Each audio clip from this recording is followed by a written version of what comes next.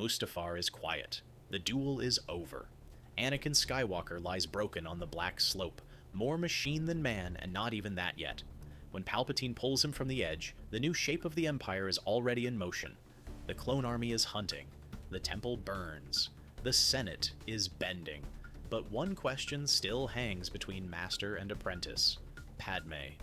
Later, in the sterile light of a medical bay, as metal replaces bone and circuits replace nerves, Anakin asks without really asking, "Is she safe? Is she alright?" Palpatine has already decided the answer hours ago. Not because he knows, because he understands what Anakin Skywalker must believe if Darth Vader is going to exist. "You killed her," he says, calm, flat, certain. "In your anger, it seems you brought about her death." There is no confirmation, no records, no body in front of him, just a statement dropped into a mind that is already cracked, and Anakin Skywalker accepts it. The scream that follows does not change anything outside that chamber. The clones do not turn back. The Senate does not wake up. The Jedi do not rise. But inside, something closes. Whatever part of him could have turned around and gone back to that landing platform dies in that sound.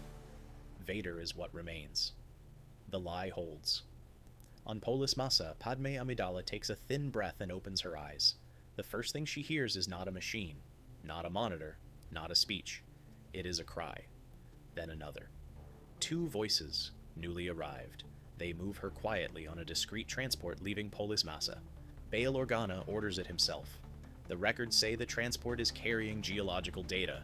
Padme spends the first weeks half-conscious, body recovering from strain and damage it was never supposed to endure. When she finally sits up without help, the galaxy is already changed.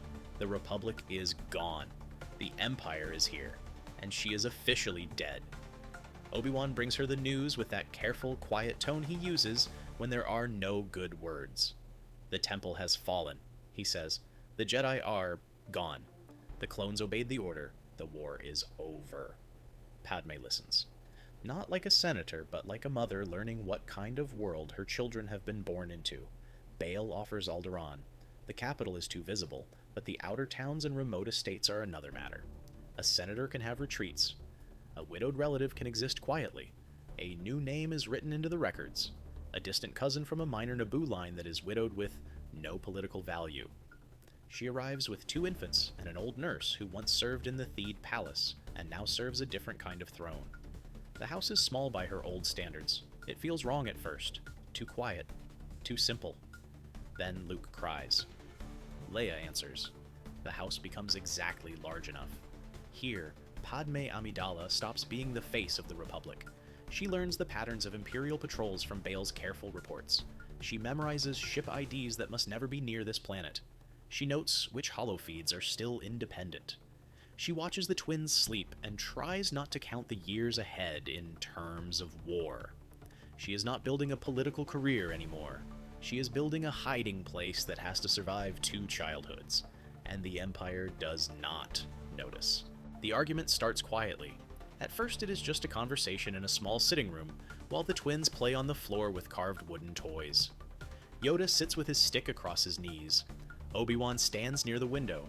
Padme sits on the floor between Luke and Leia, a hand resting lightly on each small back. "They are strong in the Force," Yoda says. "Hide forever. We cannot." Padme's fingers pause. "I am not asking for forever," she says. "I'm asking for a childhood." Obi-Wan folds his arms. "We understand your fear, but the Emperor will not stop searching for potential threats. Two children with their lineage. If he finds them untrained, they will be vulnerable. If we prepare them for what?" Her voice sharpens. "To hold a saber? To lead troops? To become symbols?" Luke stares up at Yoda's ears with the serious focus of a child who has discovered something strange and important. Yoda closes his eyes briefly. "Tools the Jedi should never have been." "But they were," Padme answers. "You know they were. You put my husband in armor and sent him to fight on a dozen worlds before he was old enough to understand what he was doing." Silence. Obi-Wan's face tightens, then smooths. "We made mistakes," he says. "We will not repeat them with Luke and Leia." Padme shakes her head. You trained Anakin to be exactly what the Republic wanted, a weapon that smiled. You asked him to be calm while you used his power again and again. When he broke, you were surprised. Luke reaches for Obi-Wan's robe. Leia pulls at Padme's sleeve. They are not the Order's second chance, Padme says. They are my children. They will not start life as soldiers who have not yet seen life. Yoda taps his stick once against the floor. Danger! They will be in, regardless. Yes, she says. So we teach them to see, to choose, to say no. You can help with that. You will not decide for them. Obi-Wan exhales. And if their choice leads them to a blade, then at least, Padme says, it will be their hand that raises it.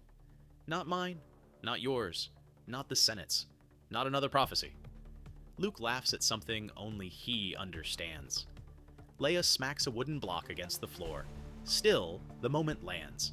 That night, Yoda sits alone in the garden and stares at the stars. Padme sits by two small beds and repeats a quiet promise that no one asked her to make. They will be prepared. They will not be owned. Hiding is not enough.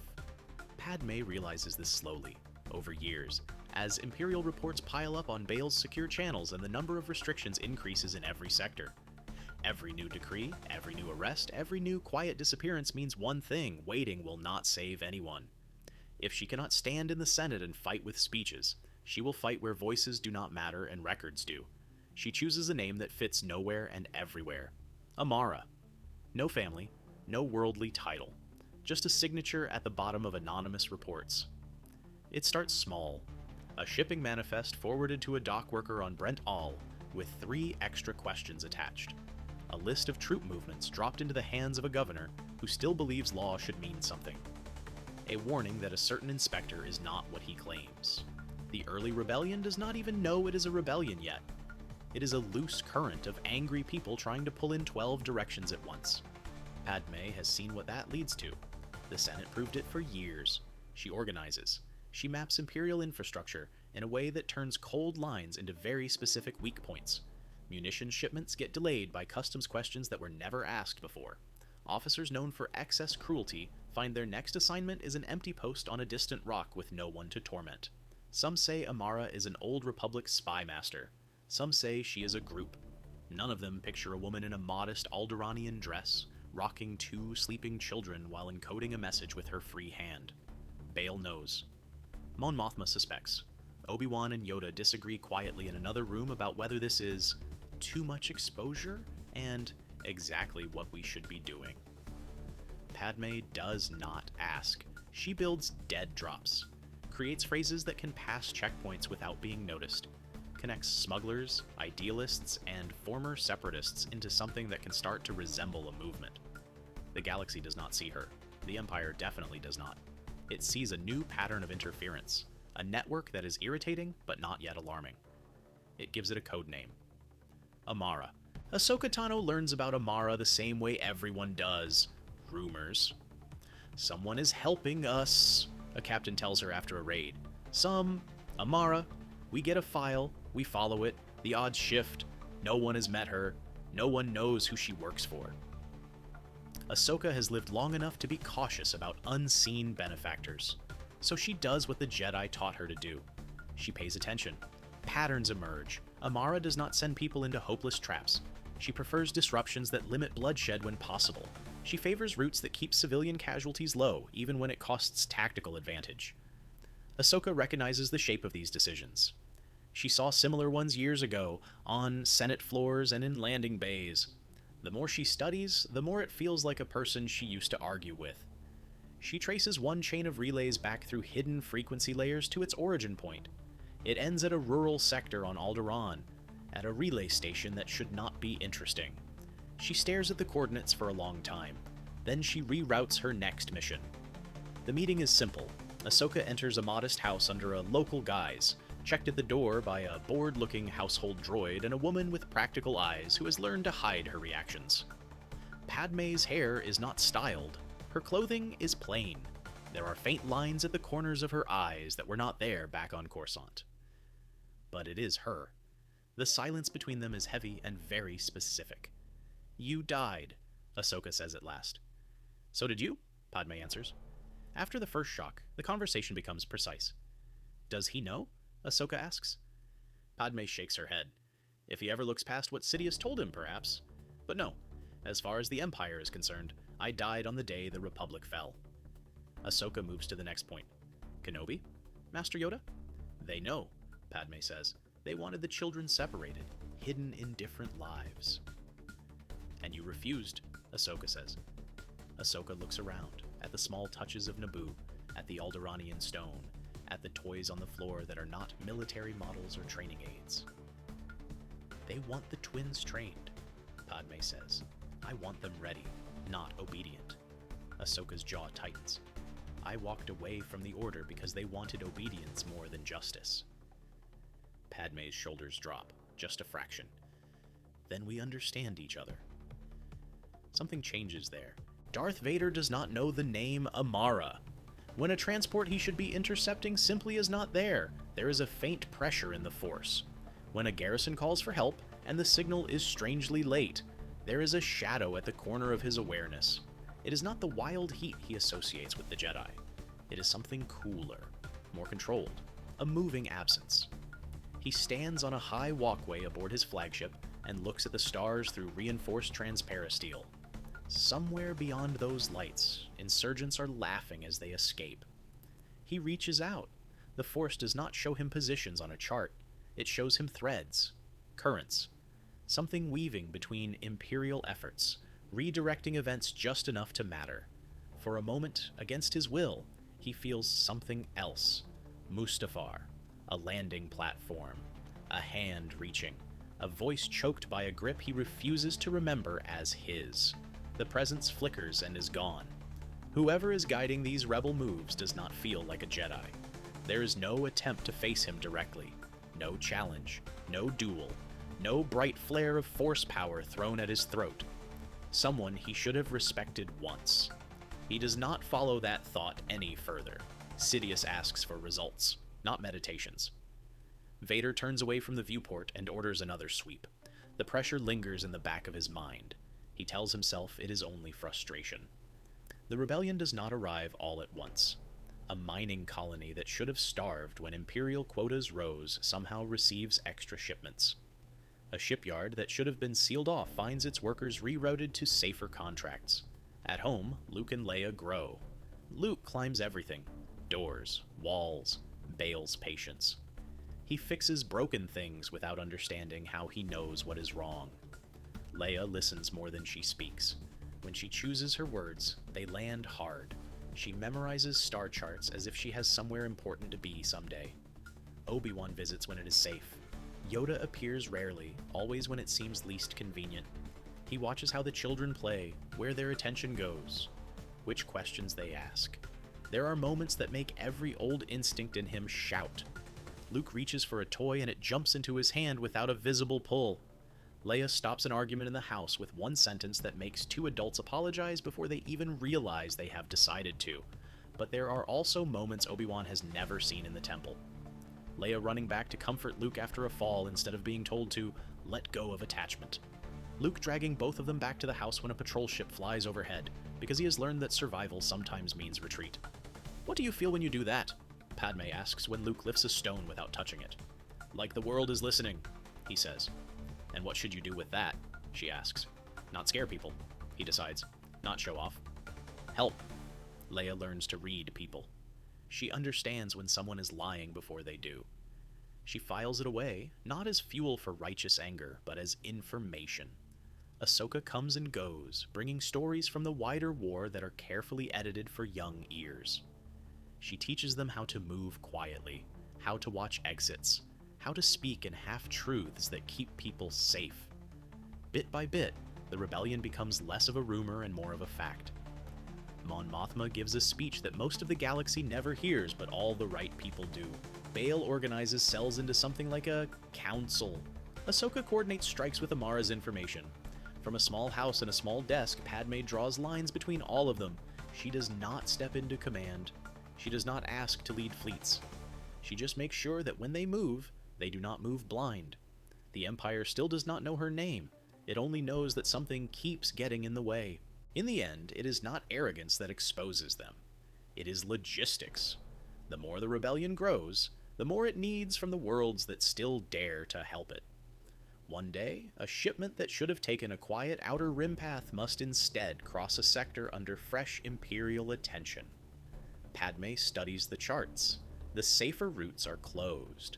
Patrols have doubled near the usual smuggling lanes. If they delay, a whole cell will go without medical supplies. She chooses a compromise. They will slip past the edge of a core world, briefly, running silent, under a false registry that has worked 12 times before. 12 times before, the Imperial officer in charge of scanning that corridor was bored, tired, and under pressure to clear the queue quickly. This time, he is new. He flags the anomaly. Not enough to trigger a full raid, just enough to require that the file be attached to a larger summary on unusual traffic patterns. That summary is sent up a chain that includes 6 people who will skim it, and 1 who will not. A mid-level analyst notes that this path is one mentioned in other reports involving suspected rebel sympathizers. He notices that whenever these anomalies appear, Imperial forces are one step behind an enemy that should not know their schedules. He tags the pattern. By the time the document reaches the executor, it has a name on it. Amara-related activity. Vader opens the file. Flight paths. Delays. Minor coincidences. He reaches out through the Force, not to find the ship, but to feel the shape of the mind that chose this path. There it is. Faint, careful, focused on outcomes, not glory. He feels, for a heartbeat, the memory of a woman standing in the Senate, refusing to applaud when everyone else stands. Ahsoka steps through the doorway one afternoon with a look that does not match her words. "Walk with me," she says. In the garden, away from the walls and anything that might be listening, she speaks plainly. "Vader is asking about Amara," Ahsoka says. Not directly. But he is reading files he did not care about before. He is requesting revisions to deployment patterns that intersect with your roots. "He suspects, then," she says. "He suspects something," Ahsoka answers. "He does not know who. But the more often your work crosses his, the fewer places we have to hide your hand." Padme looks back at the small house, at the room where Luke and Leia are studying an old map, arguing about which stars they would visit first if they could. "How long?" she asks. Ahsoka shakes her head. "No one can say. Maybe months, maybe days. It depends on how much the Emperor pushes him, and how much he lets himself follow his own instincts." Padme has lived most of her life with plans. She does not panic now. She opens the drawer she always knew she would have to open. Inside are data pads with unmarked casings, small tokens that serve as keys in various safe houses, and a strip of cloth with a Naboo crest that she has allowed herself to keep for reasons that have nothing to do with tactics. She hands one data pad to Ahsoka. "If they come here," Padme says, "you take the children and go. There is an old outpost in the mid-rim that was never properly decommissioned. You can hold out there." "And you?" Ahsoka asks. "I will delay them." Ahsoka stares. "You think he will listen?" "I think," Padme says slowly, "that there is still a part of Anakin Skywalker that does not want to see me at his master's feet." Obi-Wan arrives that evening. Yoda comes the next day, hobbling out of a transport as if he is merely visiting an old friend. There is no panic in their movements, only a tightening. Escape routes are checked, ships are fueled, codes are revised. Luke and Leia sense that something is different. "Are we leaving?" Luke asks. "Perhaps," Obi-Wan says. "Is it because of the Empire?" Leia presses. Padme meets her eyes. "Yes." "Then we will go where they are not," Leia says, as if it is that simple. That night, Padme walks through the house and touches each wall. Not as a farewell exactly, as a recognition. This place did what it was built to do. It kept them safe long enough to become themselves. If it must be abandoned, it will not be in shame. She sits down at her console one more time, opens the Amara channels, and begins to erase trails. Vader stands on the command deck as the stars stretch into lines and collapse again. The officers around him are careful not to meet his gaze. They have their orders, a localized inspection, no planetary bombardment, no public action. The file in his hand lists a set of coordinates flagged as a possible relay for the Amara network. It mentions unusual traffic, irregular power usage, and a pattern of communications that do not match the supposed occupant's cover identity. In the Force, 2 points burn ahead of him. Young, bright, untrained, but not unshaped. He has felt that pattern before. On a medical table. In a dream, he refuses to admit he still has. He says nothing. The ship descends through Alderaan's clean sky. In the valley, Leia stops mid-sentence. She is arguing with Luke about something unimportant. They are very sure it is important. Then, at the same moment, both of them look up. Luke frowns. Do you feel that? Leia nods. Like a storm that is not here yet. Ahsoka is in the next room, checking a pack for the 3rd time. She feels it too, not just the presence of a powerful Force user. The specific weight of this one. Ahsoka has felt it in a temple briefing room, in a war council, in a burning ship. She closes her eyes. So he finally looked, she says quietly. Outside in the garden, Yoda's hand tightens on his stick. Obi-Wan exhales slowly. Padme stands at the window. She straightens her shoulders. Get the children to the transport tunnel, she says. Now. Ahsoka moves. Obi-Wan moves. Padme glances back at the corridor where Luke and Leia are being hurried away, protesting out of habit more than true resistance. The house's floor vibrates. Ahsoka reaches the far end of the tunnel and turns back for one last look at the light behind her. Obi-Wan pauses at the threshold of the main hall, where years ago he walked into a burning council chamber. Yoda closes his eyes and listens to footsteps that have not yet begun. Padme steps toward the front door. The family she saved and the man she lost are now moving along the same thin line of time from opposite directions. Somewhere between the opening of that shuttle ramp and the turning of that door handle, everything will change.